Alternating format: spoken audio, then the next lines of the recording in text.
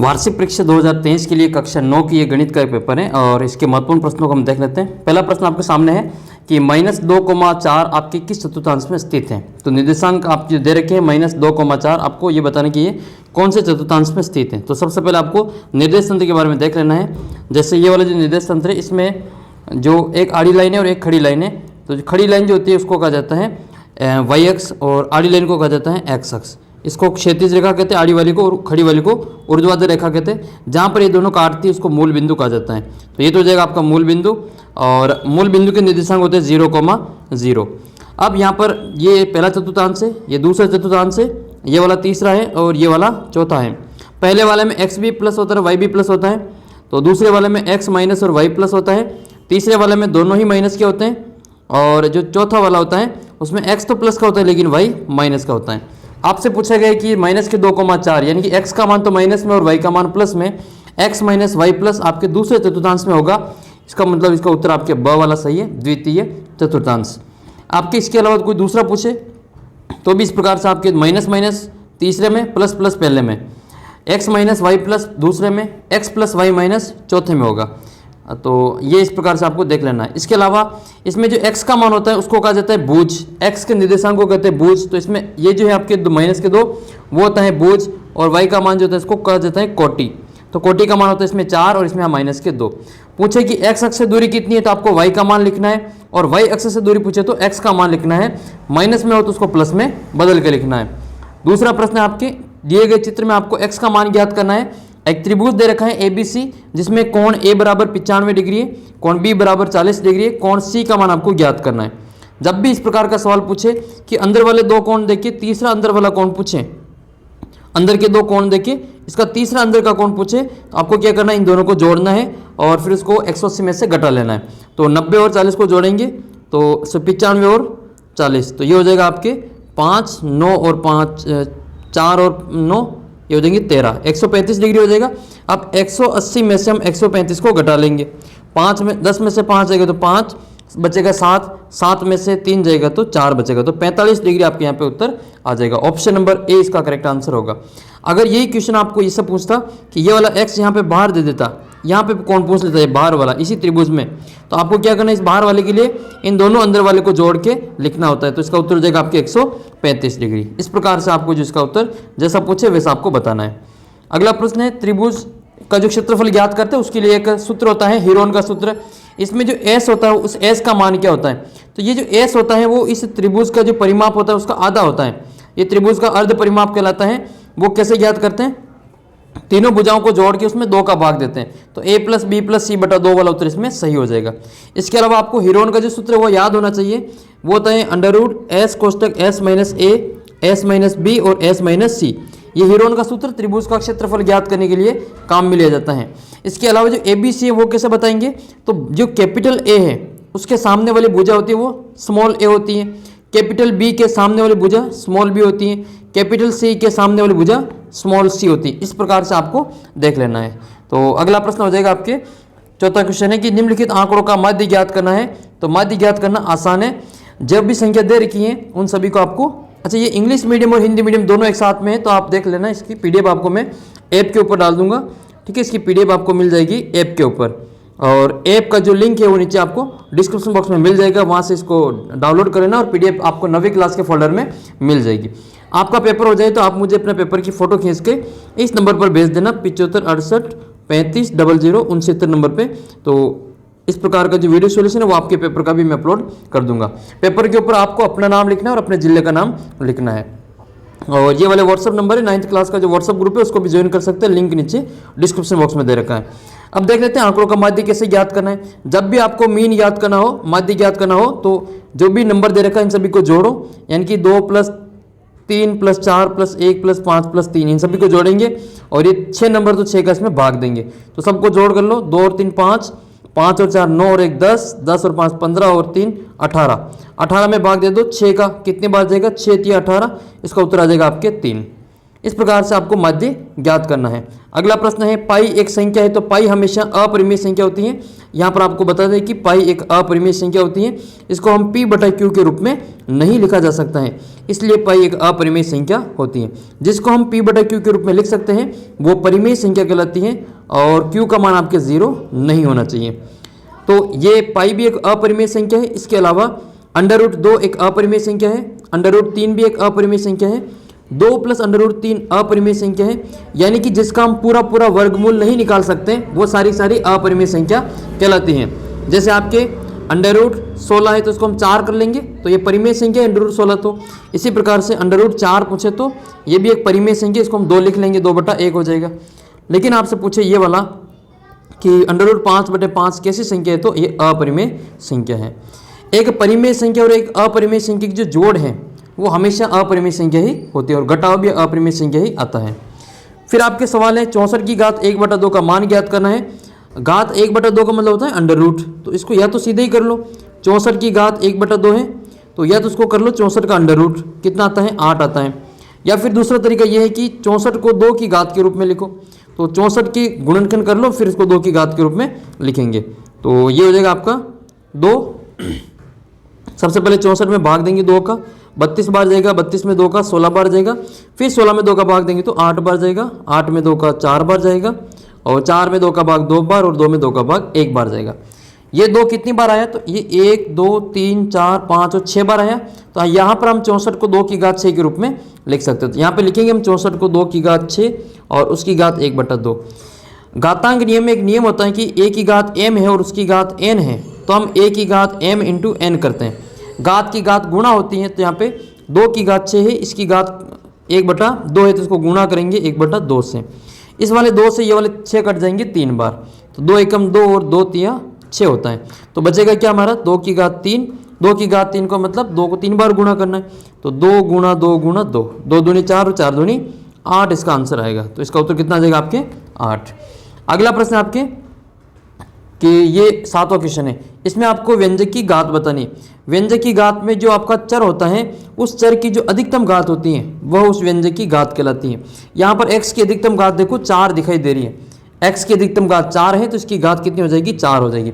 यहाँ पर मान लो 8 होता तो फिर इसकी अधिकतम घात हम 8 लिखते हैं। तो जो भी चर है इसमें चर x है और चर की घात यहाँ पे 4 है, यहाँ पे 3 है, 2 है और यहाँ पे 1 है, तो सबसे ज़्यादा घात कौन सी हुई, x की घात 4 है तो इस बीजीय व्यंजक की घात 4 हो जाएगी और बहुपद की घात भी 4 ही होगी।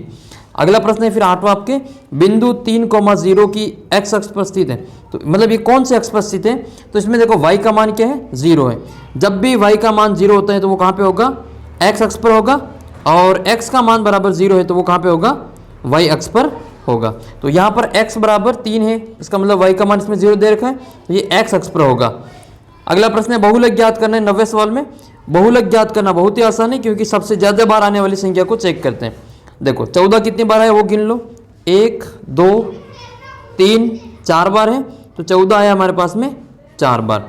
एक तरीका तो ये है, दूसरा तरीका इसकी गिनती के रूप में लिखो, सबसे छोटी संख्या पहले लिखो, उससे माध्यिका भी आपको निकल जाएगी। या दूसरा तरीका है कि इस प्रकार से आपको गोले बना के इनको लिख लो। 14 के बाद में 25 कितनी बार है, तो 25 तो आपकी एक बार है, छोड़ दो 25 को। 28 एक बार ही है, 18 3 बार है, 18 आपके इसमें 3 बार है, तो 18 जरूर इसके आसपास में है। फिर 17 तो आपकी एक बार ही है, तो फिर बची हुई संख्या देखो 14 और 18 ही सबसे ज़्यादा बार है। 14 और 18 में भी सबसे ज़्यादा बार 14 है, तो सबसे अधिक बार जो है वो 14 है, अतः बहुलक बराबर कितना हो जाएगा, बहुलक बराबर 14 आएगा, क्योंकि 14 सबसे ज़्यादा बार आया है इसलिए बहुलक बराबर 14 हो जाएगा। तो सबसे ज़्यादा बार आने को क्या कहते हैं, सबसे अधिक जो बारंबारता है वो 14 की है, इसलिए बहुलक बराबर 14 हो जाएगा। नेक्स्ट क्वेश्चन है, ये 0.9 की घात ऊपर है, 9 का बार है ऊपर, तो ये शांत है या अशांत है,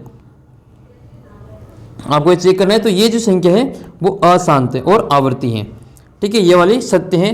अच्छा, इसमें आपको सही गलत बताना है, तो सही गलत में 0.9 का ऊपर बार है, इसका मतलब ये क्या है 0. ये 9 कभी भी ख़त्म नहीं होगा, ये हमेशा चलता रहेगा।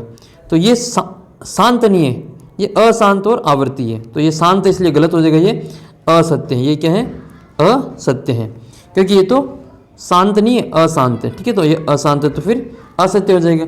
y अक्ष पर स्थित सभी बिंदुओं की कोटि का मान 0 होता है। देखो वाई एक्स पे x का मान क्या होगा 0 और y पे कोई मान होगा। x के मान को कहा जाता है भुज और y के मान को कहा जाता है कोटि। ये कह रहे हैं कि वाई एक्स पे जो कोटि होती है वो 0 होती है, ये तो गलत है। वाई एक्स पे तो y का मान होता है कुछ ना कुछ। कोटि कहते हैं y के मान को और भुज कहते हैं x के मान को। अगर ये यहाँ पे ऐसे लिखता कि वाई एक्स पर सभी बिंदुओं की भुज 0 होती है तब तो सही है, लेकिन ये कह रहे हैं कि वाई एक्स पर कोटि 0 होती है तो असत्य हो जाएगा, तो ये भी आपके गलत है। एक्स अक्ष पर जो कोटि का मान है वो 0 होता है, वाई एक्स पर भुज का मान 0 होता है।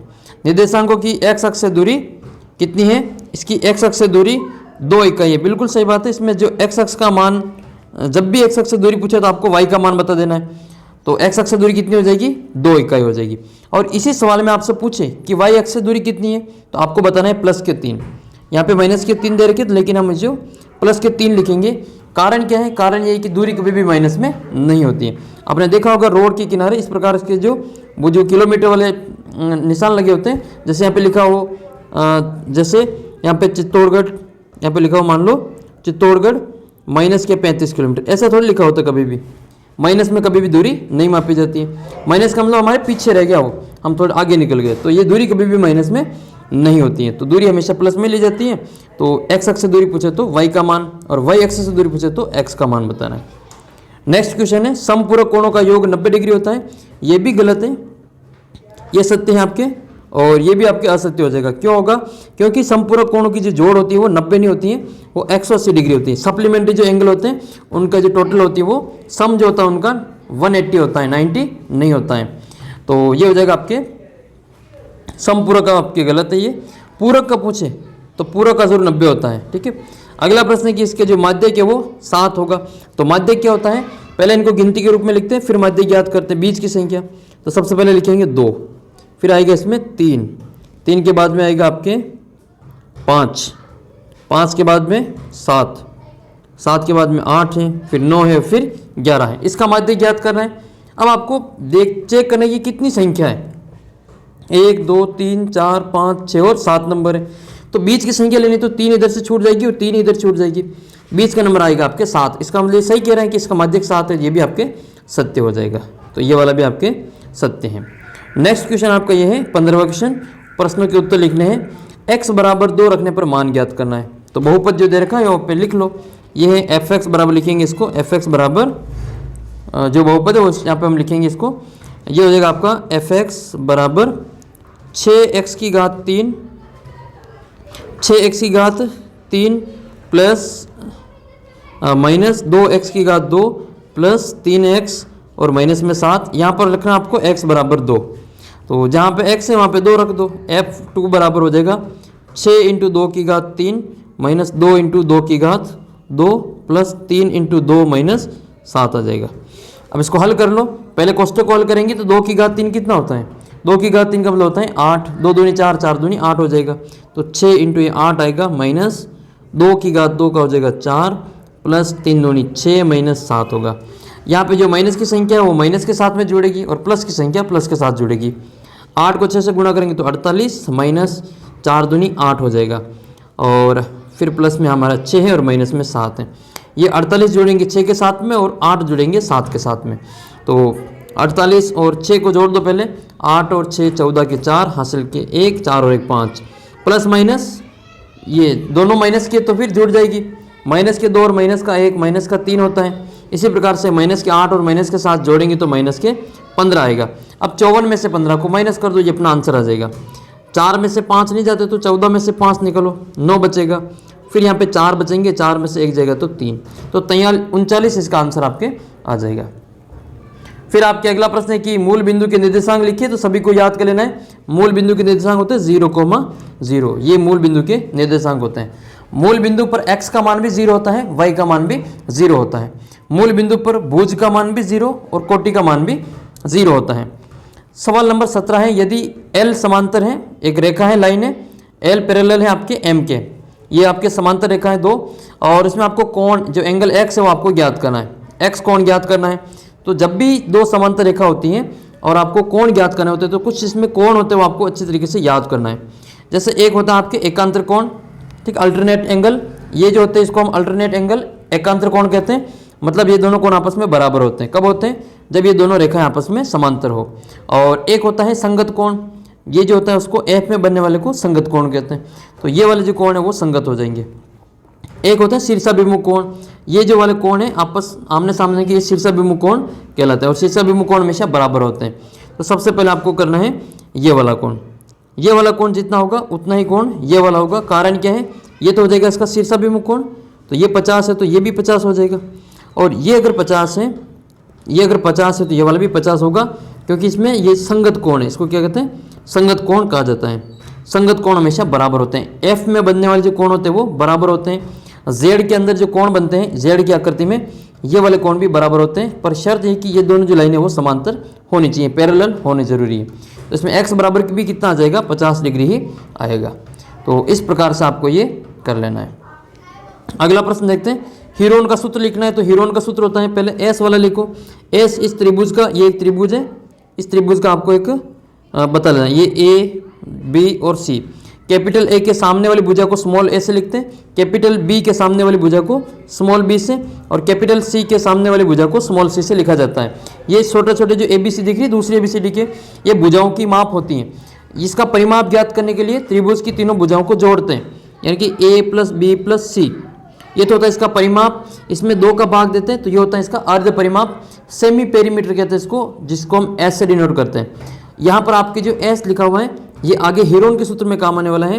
तो हीरोन का सूत्र होता है, हीरोन का सूत्र ये होता है बराबर ये एस कोष्टक s minus a, s minus B और एस माइनस सी, ये हीरोन का सूत्र होता है। इसको अच्छी प्रकार से याद कर लेना। किसके लिए काम में लिया जाता है? तो त्रिभुज का क्षेत्रफल ज्ञात करने के लिए हीरोन का जो सूत्र हम काम में लेते हैं। अगला जो क्वेश्चन है वो आपके हैं 19वां क्वेश्चन। इसमें आपको माध्य दे रखा है, आपको एक्स का मान ज्ञात करना है। आसान है ये भी। ये कितने आंकड़े? 6 आंकड़े दे रखे, इन 6 ही का आपको माध्य जैसे ज्ञात करते वैसे ही ज्ञात करना है। सूत्र होता है माध्य बराबर आंकड़ों का योग, आंकड़ों का योग बटा आंकड़ों की संख्या। ठीक है, आंकड़ों का योग बटा आंकड़ों की संख्या लिखेंगे और आंकड़ों के योग में इन सभी की जोड़ करेंगे। और माध्य कितना दे रखा? हमको 6 दे रखा, पहले से हमको 6 दे रखा है यहाँ पे। इसमें से अब तक जो x है उसको हमें ज्ञात करना, तो उसको वैसे वैसे लिख लेंगे। तो ये आ जाएगा आपके 3 + 4 + 7 + x + 8 + 9 और बट्टे में आएगा आपके 6 नंबर, तो हम इसमें बट्टे में 6 ले आएंगे। यहाँ पे पहले इसकी जोड़ कर लेंगे, तो ये हो जाएगा आपके 7 और 4 और 3 7, 7 और 7 14, 14 और 8 22, 22 और 9 31 हो जाएगा। तो ये आ जाएगा आपके 6 बराबर 31 + x बटा 6। 6 को 6 से गुणा कर लेंगे, क्रॉस गुणा करेंगे तो 6 × 6 होता है 36, 6 × 36 बराबर 31 + x। x का मान ज्ञात करना, तो इस प्लस के 31 को इधर ले आएंगे, तो ये 36 में से 31 माइनस हो जाएगा, तो 36 - 31 बराबर x आएगा। 36 में से 31 को घटा लो तो x का मान कितना आएगा आपके 5। यहाँ पर अगर आप x की जगह पे 5 लिख के इसका हम समांतर माध्य ज्ञात करेंगे तो हमारा उत्तर कितना आएगा? 6 आएगा। उत्तर जांच करने के लिए यहाँ पर x की जगह पे 5 लिख के देख लो, तो 31 और 5 कितने हो जाएंगे? 31 + 5 बटे 6, 31 और 5 कितने होते हैं? 36, 36 में 6 का भाग 6 बार जाएगा। इसका मतलब इसने जो निकाला वो सही निकाल रखा है। इस प्रकार से उत्तर की जांच भी हम यहाँ पे कर सकते हैं। नेक्स्ट क्वेश्चन की ओर बढ़ते हैं। इसमें आपको गुणनफल ज्ञात करना है, तो बहुत ही आसान है गुणनफल। तो आपको एक सर्व समीकरण याद होनी चाहिए, a² - b² वाली। क्या लिखते हैं हम क्वेश्चन नंबर 20 में? ये इसको प्रोडक्ट करना, इसका गुणा करना, इसका 2 + √3 और 2 - √3 का। तो एक सूत्र होता है अपने पास में a + b और a - b। इसको हम क्या लिखते हैं? a² - b² लिखते हैं। यहाँ पर है a + b और यहाँ पे है a - b। इसको लिखेंगे a² - b²। a का मान 2 है, b का मान √3 है, तो यहाँ पे लिखेंगे हम 2 + √3 और 2 - √3 बराबर में आपके आ जाएगा 2 का स्क्वायर माइनस √3 का स्क्वायर। किसी भी अंडर वाली संख्या का आपको स्क्वायर करना हो तो उस स्क्वायर से अंडर कट जाता है और अंदर वाली संख्या ही बचती है, चाहे यहाँ पे 3 हो या फिर 13 हो, उत्तर हमेशा ऊपर से स्क्वायर से अंडर कट जाएगा। तो यहाँ पे जो अंदर की संख्या वही बचेगी। तो फिर हमारा जो 2 का स्क्वायर वो 4 हो जाएगा, √3 का स्क्वायर फिर आपके 3 ही बचेगा, तो 4 में से 3 जाएगा, तो 1 इसका आंसर आ जाएगा। तो गुणनफल कितना आएगा इसका? 1 इसका आंसर आ जाएगा। नेक्स्ट क्वेश्चन है क्वेश्चन नंबर 21। क्वेश्चन नंबर 21, ये इसको उत्तरोत्तर इसको संख्या पद्धति के रूप में इसको दर्शाना है। नेक्स्ट क्वेश्चन आपके गुणनखंड ज्ञात करना है। तो आपको 12x² माइनस 7x प्लस 1 इसका आपको गुणनखंड ज्ञात करना है। तो गुणनखंड ज्ञात करने के लिए हम इस 12 को गुणा करेंगे पहले 1 से, फिर इस 12 एकम 12 हो जाएगा और 12 के टुकड़े करने, ऐसे टुकड़े करने जिनको जोड़े या घटाएं तो आपके 7 आ जाए। ठीक है, तो 4 तिया 12, 4 तिया 12 और 4 और 3 को जोड़ो 7 हो जाएगा। इसका मतलब इस टुकड़े में क्या लिखेंगे, 7 को 4 और 3 लिखेंगे। तो इसको हम यहाँ लिखेंगे, ऊपर लिख लेते थोड़ा वापस, इसको यहाँ समझा देते हैं आपको, यहाँ खाली जगह में बताते हैं। संख्या है हमारे पास में 12x² माइनस के 7x और प्लस में 1। तो इससे 7x को हम क्या लिखेंगे, 4 और 3 लिखेंगे। तो यह आएगा आपके 12x² माइनस 4x और माइनस के 3 और प्लस का 1। इसमें से हम कॉमन निकालेंगे, तो यहाँ से निकलेगा आपके 4x, तो यहाँ से 4x बाहर आएगा, तो यहाँ बचेगा 3x माइनस 1। जो यहाँ पे कॉमन आया वही आगे कोष्टक में कॉमन आना चाहिए। तो पहले से 3x प्लस 1 है, तो हम यहाँ पे माइनस का 1 कॉमन ले लेंगे, तो 3x माइनस 1 कॉमन बच जाएगा। जो 2 बार कॉमन आया उसको हम 1 बार लिखेंगे, और जो कोष्टक के बाहर है उसको कोष्टक के अंदर बंद कर देंगे। तो 4x माइनस 1 और 3x माइनस 1 इसका आंसर आएगा। इस प्रकार से इस वाले जो सवाल है फैक्टराइज करेंगे तो इसका गुणनखंड आपके इस प्रकार से आ जाएगा। ठीक है, तो इसका आप इस प्रकार से कर सकते हैं। नेक्स्ट क्वेश्चन की ओर बढ़ते हैं। उचित पैमाना लेकर आपको ग्राफ पे के ऊपर आपको इन बिंदुओं को दर्शाना है। तो ये आसान है ग्राफ के अंदर दर्शाना। इस प्रकार से आपको लाइन खींचनी है, खड़ी लाइन या आपकी आड़ी लाइन हो जाएगी। फिर यहाँ पर मूल बिंदु हो जाएगा, यहाँ पे हो जाएगा आपका 1 2 3 4 5 6 7 इस प्रकार से दर्शा देना, और फिर आपके बराबर दूरी पे ऊपर भी इस प्रकार से लगा लेंगे 1 2 3 4 और 5। इसी प्रकार से माइनस में 1 माइनस में 2 माइनस में 3 माइनस में 4 माइनस में 5 माइनस में 6 आ जाएगा। और नीचे भी हम लिखेंगे इसको, तो माइनस का 1 माइनस का 2 और माइनस का 3 माइनस के 4 माइनस के 5 माइनस के 6 माइनस के 7। कहाँ तक लेना है, y का मान माइनस में 7 तक, तो इसको हमने माइनस में 7 8 तक ले गए। ये इस प्रकार से बन जाएगा। बड़ी बना लेना आप, तो मैं जगह कम है तो इस थोड़ी सी जगह में समझा रहे हैं। पहला आपके 3,5, x का मान 3 है, y का मान 5 है, दोनों प्लस के, तो पहले चतुर्थांश में आएंगे दोनों प्लस वाले। पहले वाले में दोनों प्लस के होते हैं, x भी प्लस और y भी प्लस होता है। और जो दूसरा है x प्लस वाई प्लस, दूसरे में x माइनस है और y प्लस है, तीसरे में दोनों माइनस है, और चौथे में x प्लस और y माइनस है। यहाँ पर ये तो आएगा आपके पहले में, ये दोनों माइनस वाला तीसरे में, x प्लस वाई माइनस चौथे में आएगा, x0 y माइनस ये आ जाएगा आपके yx के ऊपर। सबसे पहले 3,5 को देखते हैं। x का मान 3 है और y का मान 5 है, तो ये y 5 है और ये x 3 है, यहाँ पर आ जाएगा ये। दूसरा है 3,-3, x का मान प्लस के 3 और y का मान माइनस के 3। तो x का मान प्लस के 3 है, ये रहे प्लस के 3, और y का मान माइनस के 3, तो यहाँ पर आपको इस चौथे वाले में मिल जाएगा। फिर आपके तीसरा है माइनस के 2, x भी माइनस में और y भी माइनस में, यह आएगा आपके तीसरे में, तो यहाँ आ जाएगा आपका माइनस का 2 माइनस के 3। x का मान 0 है और y का मान माइनस के 7 है। जब भी x का मान 0 होता है तो वो y अक्ष के ऊपर ही आएगा। कहाँ पे आएगा, y के माइनस के 7 के ऊपर, तो ये यहाँ के y अक्ष के इधर ऊपर आ जाएगा। फिर आपके अगला सवाल है ये, इसमें दिए गए आकृति में 2 रेखाएं समांतर हैं, PQ और ST दोनों आपस में समांतर हैं। PQ और ST दोनों आपस में समांतर है। ये जो PQ है ये वाली रेखा इसके समांतर है, ये समांतर है, तो कोई तीसरी रेखा खींचेंगे तो वो भी इसके समांतर आ जाएगी। तो ये तीनों ही रेखा आपस में समांतर है। हमको ज्ञात करना है ये वाला कोण, ये वाला कोण कितना है। तो ये वाला कोण ज्ञात करने के लिए आपको ये ध्यान रखना है कि 2 समांतर रेखाओं के अंदर के जो कोण होते हैं उनकी जोड़ 180 डिग्री के बराबर होती है। तो हम क्या करेंगे, पहले इस 110 डिग्री से ये वाला कोण ज्ञात कर लेंगे, इधर वाला ये, और इस 130 डिग्री से ये वाला कोण ज्ञात कर लेंगे। फिर एक लाइन के ऊपर आपको 2 कोण पता चल जाएगा, ये वाला और ये वाला। तो ये ज्ञात करने के लिए 180 में से इसको दोनों की जोड़ को घटा लेंगे। तो पहले ये ज्ञात करेंगे, 180 में से 110 को घटाएंगे तो ये आएगा आपके 70 डिग्री, और ये ज्ञात करने के लिए 130 को घटाएंगे 180 में से, तो आ जाएगा आपके 50 डिग्री। अब एक लाइन के ऊपर आपके 3 कोण बन रहे हैं, ये 70 है, ये 50 है। आपको ज्ञात करना है ये वाला कोण। तो ये ज्ञात करने के लिए इसको मान लेंगे x डिग्री, या इसको p मान लो p डिग्री, या y मान लो y डिग्री, या मान लेंगे y डिग्री। इसको मान ज्ञात करने के लिए इन दोनों को, तीनों को जोड़ेंगे, बराबर में लिखेंगे 180। तो यहाँ पे आ जाएगा आपका ये 70 प्लस x प्लस 50 बराबर आएगा आपका 180 डिग्री। 70 और 50 जोड़ो कितने हो जाएंगे, ये हो जाएंगे आपके 120 प्लस x बराबर 180 डिग्री। x का मान ज्ञात करने के लिए 180 में से 120 को घटा लो, 60 डिग्री इसका उत्तर आ जाएगा। तो ये y बराबर कितना आएगा यहाँ पे 60 डिग्री आएगा। तो ये जो कोण है आपकी, ये वाला कोण वो आपके 60 डिग्री आएगा। अगला सवाल आपके 25वां है, उस त्रिभुज का क्षेत्रफल ज्ञात कीजिए जिसकी 3 भुजाएं क्रमशः 18 सेंटीमीटर और 10 और 14 सेंटीमीटर दे रखी हैं। मोस्ट इंपोर्टेंट है, हीरोन का सूत्र लगेगा। और ये प्रश्न आपके जो 100% हर बार जो पूछा जाता है, तो समझ लेना इसको, आसान है और बहुत ही इसमें तीनों भुजाएं इसको देख लो। पहले ये ए हो जाएगी, ये बी हो जाएगी, ये वाली सी हो जाएगी। तो त्रिभुज का क्षेत्रफल ज्ञात करने के लिए आपको पहले एस का मान ज्ञात करना पड़ेगा। एस कैसे ज्ञात करते हैं, तो ए बी और सी इन तीनों को जोड़ेंगे और फिर हम 2 का भाग देंगे। तो 18, 10 और 14 को जोड़ेंगे तो 42 आएगा और 42 में 2 का भाग देंगे तो एस का मान आ जाएगा आपके 21। फिर हम हीरोन का सूत्र लगाएंगे। हीरोन का सूत्र क्या होता है, एस कोष्टक s minus a, s minus b, s minus c और इस पूरे का अंडर रूट लगाना ऊपर ज़रूरी है। तो इसका हम पूरा हल करते हैं इसको। ये यहाँ पे कर रखा है, त्रिभुज की भुजाएं हैं आपके 18 सेंटीमीटर, 10 सेंटीमीटर और 14 सेंटीमीटर।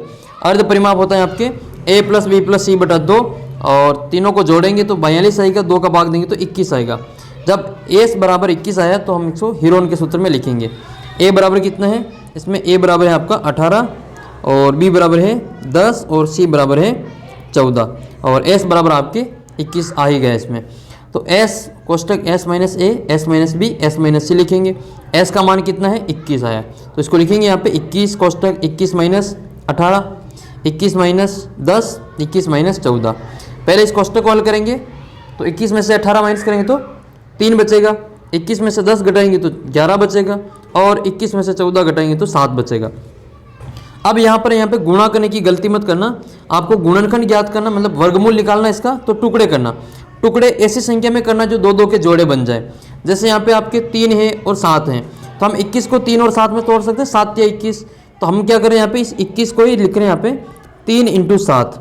तो 1, 3 और 7 तो पहले ही है, 1, 3 और 7 और आ जाएगा तो इस 3 का भी जोड़ा बन जाएगा और 7 का भी जोड़ा बन जाएगा। तो फिर इसको बाहर निकाल लेंगे हम इस अंडर रूट से। तो 3 बाहर निकलेगा तो 1 3 आएगा, ये जोड़ा 7 का बाहर आएगा तो 1 7 आ जाएगा। अंदर क्या बचेगा, केवल अंडर रूट 11 के रूप में इसको लिख लेंगे और ये अपना आंसर आ जाएगा 7 या 21 अंडर रूट 11 सेंटीमीटर स्क्वायर। तो इस प्रकार से आपको ये सवाल सोल्व कर लेना, ये मोस्ट इंपोर्टेंट है, हर बार ये पूछा जाता है। फिर आपका ये सवाल है बारंबारता बंटन सारणी बनानी है। तो इसमें आपको क्या करना है कि ब्लड ग्रुप दे रखा है ए, ओ, बी और ए बी। तो आपको क्या करना है, ब्लड ग्रुप लिख लेना है, इस प्रकार से सारणी बनानी है। तो यहाँ पर आप लिखेंगे रक्त समूह और यहाँ लिखेंगे मिलान चिन्ह और यहाँ लिखेंगे बारंबारता। ठीक है, बारंबारता। और यहाँ पे रक्त समूह हो जाएगा अलग अलग, जिसमें आप लिख सकते हैं ओ लिखेंगे, ए लिखेंगे, बी लिखेंगे और ए बी लिखेंगे, ओ बी और ए बी, इस प्रकार से लिखेंगे। फिर आपको ओ को गिनना है कि ओ कितनी बार आ रहा है। तो इसकी बारंबारता सारणी में ओ को गिनेंगे, यह आएगा आपके 1 2 3 4 5 6 7 8 9 10 11 और 12 बार आ रहा है। तो आपको इसको 12 के रूप में लिखना पड़ेगा। तो 12 के रूप में 5 के 2 बंडल बनेंगे, 1 2 3 4 5 6 7 8 9 10 11 और 12। इस प्रकार की आपको मिलान चिन्ह इसमें कर लेना है। और यहाँ लिखेंगे 1 2 3 4 5 6 7 8 9 10 11 और 12। तो 12 लाइनें खींचनी, जिसमें 5 के 2 आड़ी आएगी और 1 2 अलग आ जाएगा।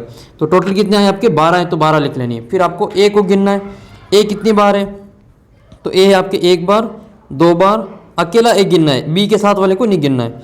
फिर आपके हैं 3 4 5 6 7 और 8। तो ए आपके इसमें 8 बार है। तो आपको बारंबारता इसमें मिलान चिन्ह में 8 के लिए 5 का तो एक बंडल पूरा बनेगा और 3 अलग आएंगे, तो आपके 8 आ जाएगा।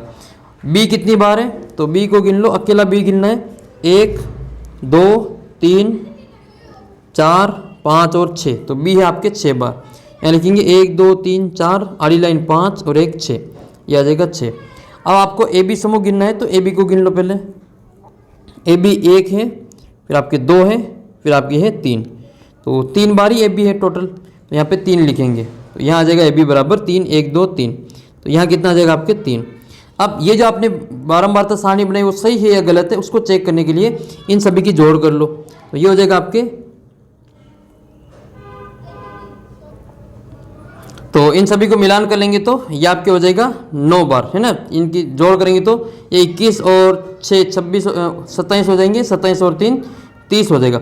मैं ऊपर मिस्टेक कर दी थी, ये 8 ही लिखा था, फिर जोड़ नहीं मिल रही थी मेरी, तो वापस इसको मैंने सही किया। ये 8 बार नहीं 9 बार है। तो यहाँ पर अब जोड़ आपकी मिल जाएगी, 30 आ जाए इनकी जोड़, तो इसका मतलब अपना ये सही है। तो क्योंकि 30 स्टूडेंट के ब्लड ग्रुप है, तो टोटल जोड़ आपकी 30 हो गई, इसका मतलब अपने 12 बार सारणी ये सही है। अगला सवाल देखते हैं। अगले सवाल में आपको इनका माध्यक दे रखा है 63, आपको x का मान ज्ञात करना है। फिर आपको वही त्रिभुज 3 भुजाओं का अनुपात दे रखा है और परिमाप दे रखा है। आपको पहले x का मान ज्ञात करना पड़ेगा, फिर इसकी भुजाओं को ज्ञात करेंगे, फिर इसका हम जो त्रिभुज का क्षेत्रफल ज्ञात करेंगे। तो परिमाप के लिए क्या करते हैं, तीनों को जोड़ते हैं। तो ये हो जाएगा आपका 12x plus 17x plus 25x बराबर आपके आ जाएगा आपके 540। तीनों को जोड़ेंगे और इससे x का मान ज्ञात करेंगे। जो भी x का मान आएगा उसको 12 से 17 से 25 से गुणा करके तीनों भुजा निकालेंगे, फिर s के मान निकाल के वो वाला पूरा त्रिभुज का सूत्र लगा के हल करेंगे। एक आपकी गुणनखंड वाली है, इसको आप देख लेना इसको। और फिर आपकी इसका एक दंड आलेख बनाना है, तो ये इस प्रकार से आप लाइन खींचेंगे और इधर गिनती लिख लेना इस वाली साइड में। इस वाली साइड में ABCD लिख लेना, ABCDE।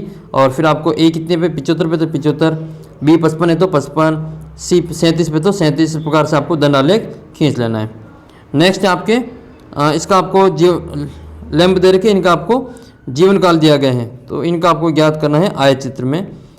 तो इनसे आपको आयत चित्र बनाना है। तो ये आप इस प्रकार से पास में आ जाएंगे। इसमें आयत चित्र 300 से 400, 300 से 400, 400 से 500, 500 से 600, फिर आपके ये पास में आ जाएंगे इस प्रकार से। तो ये वाली आकृति आपको आयत चित्र के रूप में बना लेनी। इसी प्रकार के और पेपर के लिए आप चैनल को सब्सक्राइब करें और अपना जो ऐप है प्ले स्टोर पे उसको आप डाउनलोड कर लेना। उसका लिंक आपको नीचे डिस्क्रिप्शन बॉक्स में दे रखा है। इसमें से कई सारे प्रश्न आपके वार्षिक परीक्षा में आपको देखने को मिलेंगे। वीडियो अगर आपने पूरा देखा है तो निश्चित रूप से आपको फायदा मिलेगा। आपका पेपर होते ही आप मुझे अपना पेपर 75 68 35 00 69 पर भेज सकते हैं, ठीक है। तो मैं उसका जो वीडियो सोल्यूशन आपको यहाँ पे भेज दूंगा। पेपर के ऊपर आपको नाम लिखना है और अपने ज़िले का नाम लिखना है, ताकि पता चल सके किस ज़िले का पेपर हो चुका है ये। और ये इस प्रकार से इस बच्चे ने जैसे पेपर की PDF भेजी मेरे को, उसी प्रकार से आपको पूरी PDF भेजनी है, ठीक है। तो इसी प्रकार से और वीडियो देखने के लिए चैनल को सब्सक्राइब करके इस वीडियो को अपने बाकी दोस्तों के साथ में भी शेयर कर देना। मिलते हैं आपको अगले वीडियो में, तब तक जय हिंद,